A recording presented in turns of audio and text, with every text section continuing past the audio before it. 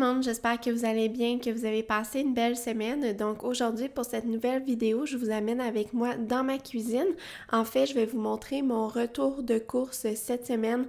Moi, en fait, j'achète principalement les promotions qu'on appelle les spéciaux ici au Québec et ça me permet vraiment, en fait, de réduire ma facture au minimum. Donc, mon budget d'épicerie par semaine, c'est 50$ juste pour moi, mais je vous dirais que ces derniers temps, ma partie à moi pour l'alimentation tourne autour de 35 à 45$ par semaine.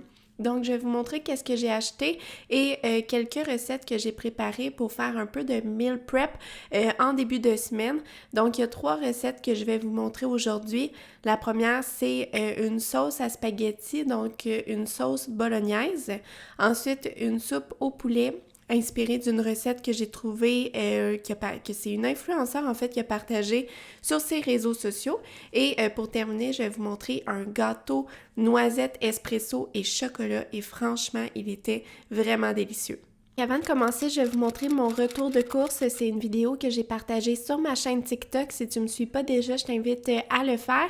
Mais par contre, je l'ai modifié. Donc sur cette vidéo, je vais indiquer les prix de chaque ingrédient. Un concombre, une couche butternut, un citron. Ensuite, j'ai acheté des bananes, un filet de 6 avocats, un bac de laitue et j'ai également acheté la viande qui était en promotion cette semaine, donc un gros paquet de steak haché. Et finalement, j'ai acheté du lait, du jus de tomate, du lait de coco, un poivron, de la pâte de tomate, des compotes de pommes et des épices à spaghetti. Donc ça, c'est tout ce que j'ai acheté chez Super C. Et maintenant, je vais te montrer qu'est-ce que j'ai acheté chez Metro. Donc, j'ai acheté des fruits congelés pour les smoothies, un paquet de poulet comme ça, de poitrine de poulet, du bacon, des bleuets, du jambon tranché, des barres tendres, et le reste c'est un peu plus loin, un ananas, un bulbe de fenouil, un sac de 5 livres d'oignons si je ne me trompe pas, et c'est tout. Donc, c'était l'épicerie pour mon conjoint et moi et honnêtement, pour moins de 90$, je trouve qu'on a énormément de nourriture. Fort probablement que ça va durer un peu plus longtemps qu'une semaine parce que j'ai vraiment beaucoup de protéines. Même aujourd'hui, j'ai dû en mettre une bonne partie au congélateur pour prolonger leur durée de vie. Donc, je vais vous montrer la première recette que j'ai préparée pour cette semaine. C'est une sauce bolognaise maison et en fait, c'est la première fois que je cuisine une sauce à spaghetti, pouvez-vous le croire? Donc, pour la recette, en fait, j'ai suivi tout simplement la recette qui était sur le petit pot d'épices qu'ils ont donné à l'épicerie. Puis, j'étais vraiment contente parce que c'est toujours bien de recevoir un produit gratuit. Donc, j'ai mis le coupon dans l'application de Super C si jamais vous vous demandez comment ça fonctionne. Donc, j'ai commencé par couper mes légumes. Je trouve que c'est vraiment plus économique d'utiliser les légumes qu'on a déjà à la maison. Des fois, je vois des gens qui achètent des sacs de légumes congelés. Par contre, je trouve qu'ils contiennent toujours beaucoup d'eau. Donc, d'utiliser qu'est-ce qu'on a sous la main. Puis honnêtement, ça prend pas grand-chose. Ici, j'ai pris 2 oignons, quelques carottes, un poivron que j'ai acheté à l'épicerie et ensuite, c'est presque tout. J'avais quelques tomates en fait dans mon congélateur, puis là je vais vous partager une astuce que j'ai vue sur TikTok puis que je trouve vraiment très pratique. En fait, c'est de mettre les tomates entières au congélateur dans un sac de congélation et ensuite lorsqu'on en a besoin, il suffit de les mettre directement dans l'eau pendant 2 minutes et ensuite la pleure s'enlève vraiment très bien. Honnêtement, c'est fou cette astuce-là, comment je l'aime. Avant, j'aurais été plus portée à faire une tomate en purée et la congeler de cette façon au congélateur. Mais cette année, j'avais vraiment beaucoup de tomates puis j'étais un peu fatiguée, ça me tentait pas de tout préparer. Donc, c'est vraiment une astuce très facile et surtout qui fait en sorte qu'on a des tomates fraîches par la suite. pour les incorporer dans plein de plats qui contiennent des tomates. Et personnellement, moi, je les utilise pour remplacer les boîtes de tomates en dés actuellement.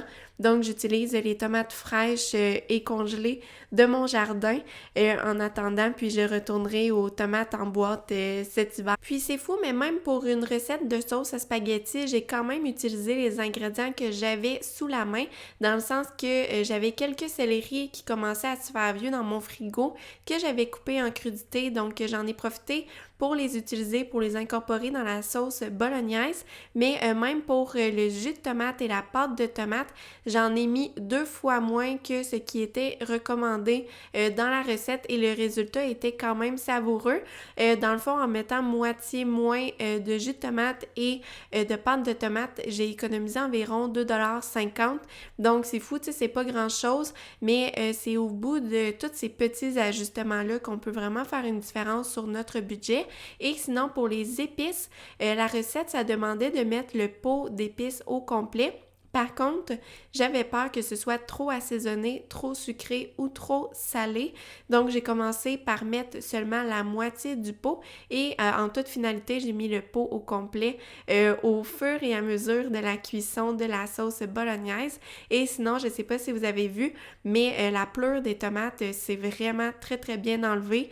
Donc, même si les tomates étaient encore congelées, elles se coupent assez aisément à l'aide d'un couteau.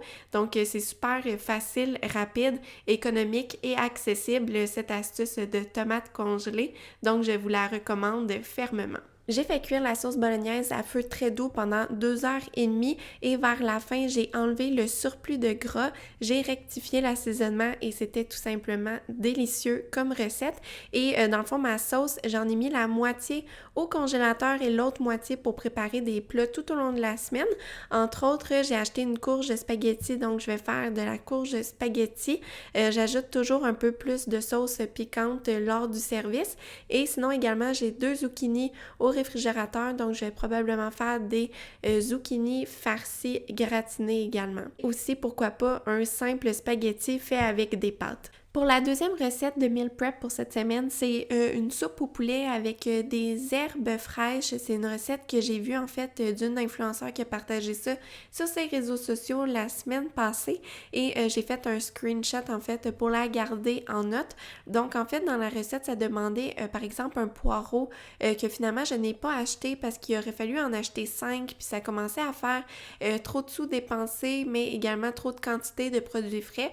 Donc pour éviter le gaspillage, j'ai décidé tout simplement de l'omettre et il y a quelques trucs comme ça que j'ai changé, comme plutôt que d'utiliser des herbes fraîches, j'ai utilisé des herbes séchées et pour le bouillon de poulet, eh bien j'ai utilisé mon fameux bouillon de poulet en poudre qui revient beaucoup plus économique que sa version liquide.